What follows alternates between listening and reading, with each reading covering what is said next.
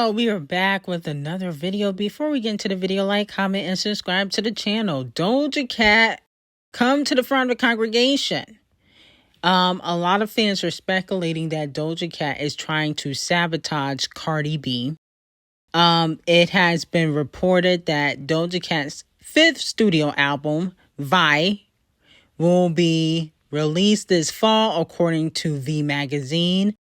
As we know, Cardi B is releasing her album in the fall. A lot of fans are speculating that D0JA Cat will also be putting out her album in September with Cardi B. Now, Cardi B's date is September 19th, but the fall is technically, September, October, and a little bit of November before it get really cold. You know what I'm saying? Technically, D0JA Cat could release in October, but a lot of fans are speculating she is coming around the same time as Cardi B. Let me know how y'all feel about that. I feel like she would only do that to sabotage Cardi B's first week numbers, okay? Because she knows that the Barbs will probably support her versus Cardi B. And, I like D0JA Cat, but we need a single first, sis. I don't know if D0JA Cat is one of the artists that can just drop an album and just have people listen to it. I don't get that vibe from D0JA Cat. I feel like she's a person where she got to drop a single first and then drop an album. She don't just give, I can drop in, my sales are going to be good. It don't give that for D0JA Cat, in my opinion. Now moving on to Megan. Unfortunately, Meg gets humiliated by Shaq, who is an icon in the NBA. Let's take a listen to what he had to say about her new PR relationship, allegedly, with Klay Thompson. Shaq, did you see the news about the new hot couple? Who? It is Klay Thompson and Megan Thee Stallion. Who's Klay Thompson, though? He plays basketball. He was in the Warriors. He's one of the greatest shooters of all time. He's now on the Dallas Mavericks. Really? And he's with Megan Thee Stallion. 6 weeks. I'm going to say nothing. I'm not going to say nothing. My kid, I can't say. So what Shaq is doing, he's setting the line, our DraftKick Sportsbook line, at the summer. 6 weeks. You don't see it lasting into the fall. Now, some people brought out some receipts on Shaquille O'Neal. He has been caught trying to get with Meg, saying that he can see her booty on Instagram Live when she went live. I think this was last year when Bigfoot and Piss came out. She was bragging about Piss going #1. And he was all up in her comments saying how he loved her booty and how he could see her booty. And now he dragging her new relationship. A lot of fans feel like he's a little bit jealous. Here's the thing, though. I feel like, he probably did want to sleep with Megan. Megan is not ugly. Let's not forget. Megan looks good, especially with her recent surgery. She's better than ever with her recent surgery that she has gotten, according to Partisan Fontaine. Okay, that's not from me. Party said she got lipo. So she looks good. But with that being said, I feel like Shaq is a little bit too old to be throwing shade at Megan Thee Stallion, in my opinion. You're just a little bit too old to be doing that. You in your 50s, she could be your daughter, technically. Now, moving on to Titanic Records and Cardi B. Now, if you guys remember, I believe it was back in early 2024, maybe in 2023, it was revealed that Titanic Records were in debt. It was reported as of March 31st, 2024, the company reported a cash balance of $587 million, total debt $3.9 billion. It also was reported that even with Bruno and Gaga's hit song, Die With a Smile, and I think Rose also had, a pretty good year, that Titanic Records hit sour and low sales the fourth quarter of 2024, okay? Which caused certain executives like Julie Greenwald to get fired, Okay. Now, I believe she was the CEO of Titanic Records, but she ended up getting replaced by Elliot Grange. Now, allegedly, their first quarter numbers for 2025 aren't that great either. They're a little bit better than last year's, thanks to Bruno, Gaga, and Rose. But they're not doing as well as they were a few years ago due to artists on their label not dropping as frequently or flopping constantly. You talking about Ed Sheeran, Maroon 5, Cardi B, Bruno, Lizzo. They've all taken breaks, and when they came back, the music don't sell the same. Wack Harlow just dropped a song with D0JA Cat. He's under, I think, Titanic Records, and he just flopped. So with that being said, unfortunately, Cardi B will have to recoup a lot of the money that they did lose in her 7-year hiatus of not dropping any music with a tour. Okay? Now, allegedly, Cardi B does owe the label some money. You may be wondering how. Well, she didn't drop for 7 years. And unfortunately, they have put a lot of money behind her singles. Okay? Bongos had a $2 million music video budget. That don't even include radio or anything like that. For just a music video, it was $2 million. Same thing with Whopping Up. They spent money on that. And, of course, she putting it on her new album, but it was supposed to be on the album that came out in 2021 when she got knocked up. So, Cardi B will be going on tour after this album to recoup what she owes the label. And that's one of the reasons why she was going off, as we previously discussed in our video yesterday, about how she has to pay a lot of people. Okay, it's not just off the cheat who she got to give a check to for spousal support.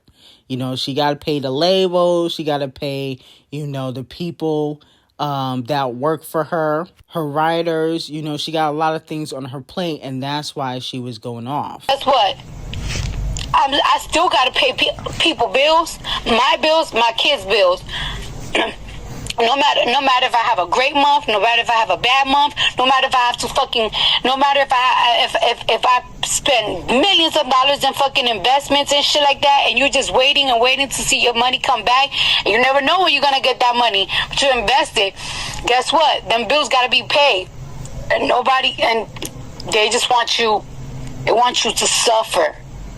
They want you to suffer. Now, unfortunately, Queen B has to come to the front of the congregation because a producer named Tricky Stewart basically came out and admitted that if we never got an umbrella, then Single Ladies would have never came out. Okay, and a lot of fans feel as though Beyonce was kind of watching Rihanna's career and trying to work with the same type of people that Rihanna was working with, because as we know, Rihanna, she always has been known for making hits. Record is, or the most important, but I have to just give it to Umbrella because of what it meant to us all, what it meant for myself, Dream, Kook, our management, everything. It just changed everybody's trajectory. And so I don't know that we get to Single Ladies without Umbrella. Probably not. We're probably not invited to that party. We're probably not on the tour. We're probably not in the proximity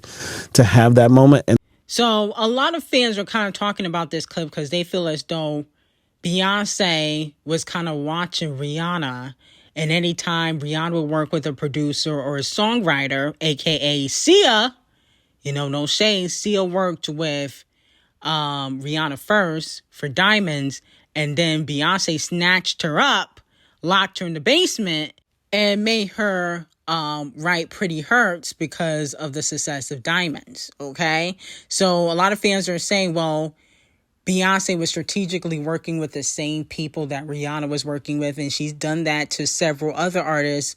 One in particular, A. Marie, took her whole sound for the B-Day era. No shade to Queen B, but we do have to acknowledge that. But here's the thing, though. Rihanna didn't write her own music, and Umbrella was originally for Britney.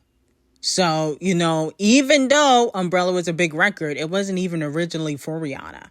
Rihanna doesn't write her music just like Queen Bee don't. So, to be quite honest, I feel like when it comes to who gets what record and who takes what record, it really don't matter, because a lot of these pop stars and R&B singers don't always write their own music. It's a rarity where, you see a singer just write everything. That is never going to happen. Now, is the chart-obsessed racist trying to copy Queen Bee's Renaissance? Okay. Now, it has been reported that the chart-obsessed racist upcoming album is rumored to contain vibrant, energetic pop infused with disco and electronic elements. The sound is reportedly inspired by 1990s Nordic pop with influences from iconic acts like ABBA, Roxette, and Ace of Base. It is set to have a blend of catchy melodies, driving rhythms, and the use of drum machines, electronic guitars, alongside hints of rock throughout. Interesting. Isn't Queen Bee supposed to be putting out a rock album for Act 3? It seems like the chart-obsessed racist is trying to copy Queen Bee. Seems like she's trying to have a Renaissance plus Act 3 moment. That's what the fans are saying on social media. That is not me. The fans are saying that the chart-obsessed racist is trying to copy Queen Bee's Renaissance era and trying to get ahead of Queen Bee's rock era. Let me know how y'all feel about this. And I also think that this is very strategic for this to be announced right after it was already revealed that Queen Bee's music was stolen for Act 3. I find that to be interesting. So now this announcement come out when Queen Bee's music was stolen. People can say it was encrypted. It don't matter if it was encrypted. Somebody tried to steal it, and she had to file a police report. Okay, let's be very clear. So it don't matter if it was encrypted or not. Somebody was trying to get their greasy hands on Queen Bee's stuff. Okay, let's be very clear. But in hindsight, though, I think that the chart-obsessed racist, she's trying to prove something, because let's not forget she did get snubbed at the Grammys earlier this year. She got snubbed bad. She didn't win nothing. Okay, so I feel like she believes that she got something to prove, and she don't want people to think that she washed up. So she is coming to step on next. Now, moving on from that, Ayarr Starr announced that she be releasing her new song called Hot Body, this Friday. But here's the thing. Tyla is also releasing her mixtape on Friday. Okay? And, not saying that, people can't release on the same day, but I find it to be very suspicious considering they make similar type of music. Both releasing on Friday, interesting. Now, if you want to know what's really going on between Tyla and Ayarr Starr, it's on Patreon. Okay, because I got the real tea on what's really going on between them, the secret competition, how they really feel about each other, on Patreon. But I think Ayarr Starr, she trying to come for Tyla's spot. It's very interesting that you would drop a whole song when Tyla is dropping a mixtape. And, Tyla hasn't had a hit all year. Okay? Like, goodness gracious, you couldn't let her have a moment? That's very suspicious. But listen, like Nicki Minaj says, there's no friends in the game. And honestly, it's everybody for themselves. And you can key and take pictures and, post for videos at the club all you want. But a lot of these industry people do not like each other. They put on a facade. Okay? Now, moving on to SZA. SOS is the highest charting solo female album of the Billboard 200 this week. As usual, it was the most streamed and best-selling album by a Black woman in the country this week. So congratulations to SZA. I don't think she'll ever be able to top SOS. Lana definitely didn't top it. I don't think she'll be able to top SOS even if she tried. SOS was legitimately like a classic album. Let's just be honest. Now, moving on from that, Gaga recently went on tour And her tour looks a hot, stinking ass mess. Very cheaply done. The stage setup. What was the budget? $50? Even the outfits look a mess. Okay? Look like she just went to Walmart. She went to Ross. Okay? Grabbed a few outfits, rainbow, and put stuff together. Okay? Possibly even Shein. Some of these outfits look a mess. So Gaga got to receive 50,000 lashings for that. No shade. I like Gaga, but you do got to receive the lashings for that. And then on top of that, it was reported that Mayhem Deluxe Edition is allegedly coming out in August alongside with new songs. Here's the thing. I don't think Gaga should put out no damn deluxe. Deluxe for me back in the day was when an album was successful and, you know, it had longevity. So you put out more songs to extend the era. This era needs to go. Okay? You might as well hang this era up. Okay? I never thought we would see the day where Queen B had a more successful era than Gaga. And Queen B, typically for me, she's not really in her prime. She's definitely an icon, but I don't feel like Queen B's in her prime. But she has outlasted a lot of these pop stars. I feel like Gaga wants to have that Queen Bee status, but she's never going to get it. Mayhem was not that great of an album. The tour looks a hot stinking mess. We don't need any more songs. Okay, because the songs that you already got on the album, none of them are hits except Die With A Smile. And that is because of Bruno. Let's be very clear. There's no hits on that album. Abracadabra, that shit disappeared. We do not care about Abracadabra. It's not a hit. Let's stop that. So I think she needs to hang this era up. Deluxes used to be for successful eras. Now they just putting out deluxes just to put out scrap songs that they don't want anymore. They just putting scrap songs on the deluxe and pushing it out. SZA already did that last year with Lana. We don't want that. Stop that. Now, moving on from that, ASAP the colorist was spotted in a wheelchair in West Hollywood. Okay? Allegedly, they're saying that he's recovering from dental surgery. We don't believe that.